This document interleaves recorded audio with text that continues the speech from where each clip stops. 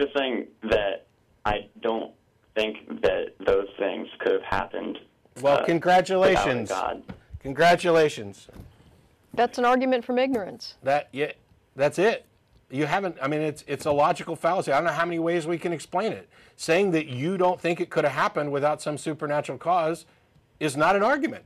So you can't think of any anything beneficial in all of humanity's evolution for an emotion like fear. Can you say that again? I'm sorry. Can you think of anything in all of human history, all of human evolution? Can you think of anything that might have been beneficial for the emotion fear? Yeah, sure. Okay. I mean, if you're afraid of, like, a lion, you will run away from it. Well, then you understand why other emotions might have an evolutionary benefit and why they wouldn't be random. Yeah, but fear is a primal emotion. Nobody would argue that dogs don't have fear. Do you think dogs experience love? I don't know. I'm not sure. That's the best answer you've given all day. Yeah. Ways. To the extent of love, I mean, Do you think that dogs find some things more attractive than others? Like, for example, legs in fire hydrants versus cactus? Don't you think that a dog is going to find a plate of food more beautiful than a pile of dung? Well, in some cases that might not be true, but well, now there's a really big difference between a plate of food, which is needed for sustenance and living. But there's not from what you're talking about. Why do I find something beautiful? It's because my brain is relating it to something else that I've found beautiful. Mm-hmm. Okay, well, a good dinner is attractive to me. So the image of a good dinner is attractive to me. A pile of dung is unattractive to me, and so the image is unattractive to me. And so we have this broad spectrum of things. Plants are going to be, for example, beautiful to me. And I wonder why. I wonder if it's just a coincidence that plants tend to also provide us sustenance. Attractive people are going to be beautiful versus unattractive people, and you can draw connections between, for example, their physical health and their ability to reproduce and what diseases they may have. This labeling of things as attractive or not, or beautiful or not, there's nothing, I mean, the closest you've come is you just don't think it could happen unless there was some supernatural intervention.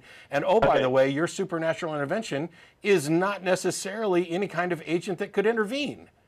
You have an entirely contradictory structure to your pantheism. So you're saying that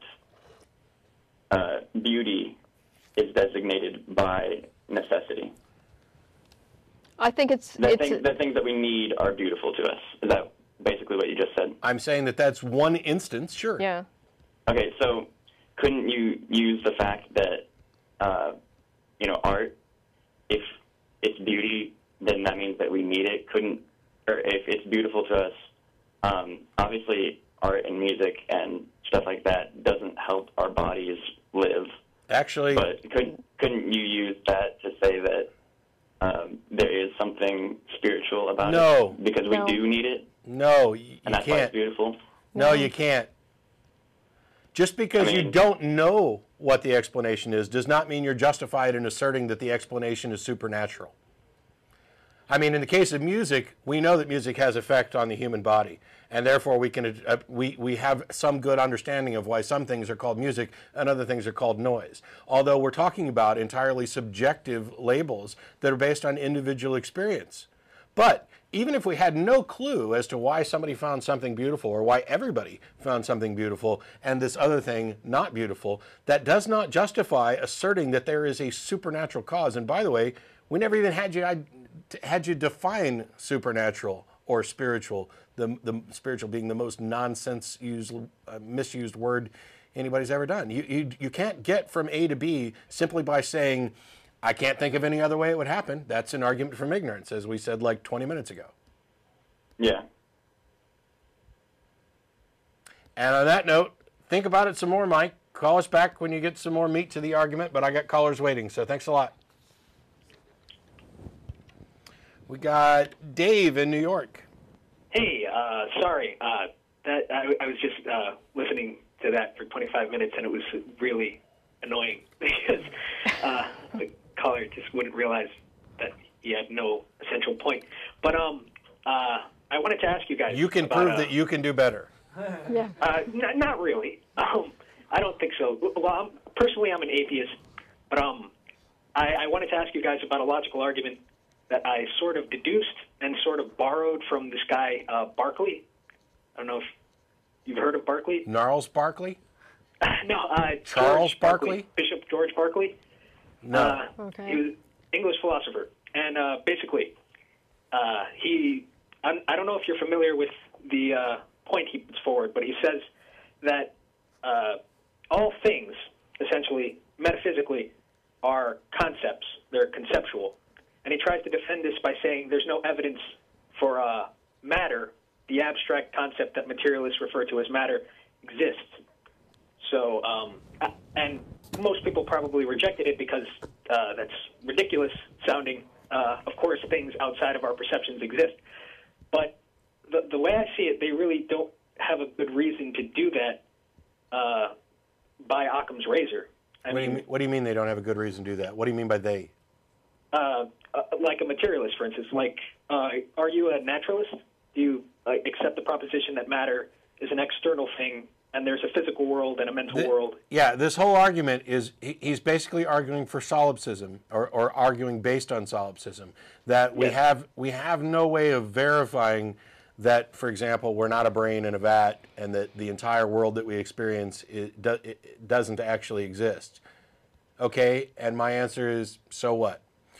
If I may in fact be a brain in a vat, and you guys might all be figments of my imagination or some massive delusion that's being fed to me, but it doesn't matter, because I am forced, at least for now, until someone demonstrates otherwise, to deal with the reality that I experience within the boundaries of that reality that I experience. If there is some other reality, that actually needs to be demonstrated, and it not just assumed simply because we cannot prove that we are experiencing the ultimate reality.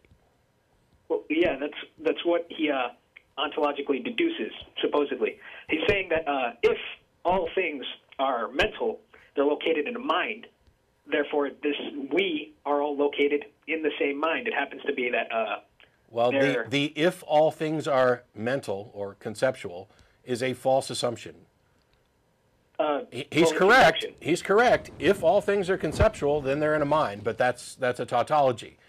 The point that he needs to demonstrate is that everything is actually conceptual. He needs to demonstrate that we're not experiencing the ultimate reality, that this is all a fictional reality. That needs to be demonstrated, not asserted. Well, if everywhere if the universal law of gravitation is active everywhere, that's also a tautology. That's an assumption. No, it isn't. But scientists assume it anyway. I can prove it. See? Well, yeah, you proved it for that location. Sure. Now you have to. Yes. No. Now you've branched off to something else, and that's whether or not we can rely on the value of inductive reasoning to say that what's the laws of the universe in this area are most probably existent elsewhere. And we know, in fact, that we may not be able to say that. Okay, but which is why science doesn't define truth. Science creates models that give us an understanding which is tentative based on new information. All we can say is that in all the cases that we have observed, gravity operates in this way. Yep. Well, yeah, but as a scientist, you'd still make deductions about that. For instance, Yes. In all the strata we've seen in the early Cambrian, there are tribolites. Therefore, tribolites were present in the early Cambrian factually everywhere in the world, even though we haven't tested it everywhere in the world. So, scientifically, it seems to me... No, I don't think we conclude that trilobites existed everywhere in the world. Yeah. We conclude that they existed in that time period in that strata that we've uncovered. Well, yeah, that's what I'm saying. They concluded that they were present in the ocean, in all particular locations in the ocean in that time. No, not in all particular, in the particular locations in which they've been found. It's not like the entire ocean during this period was a sea of trilobites.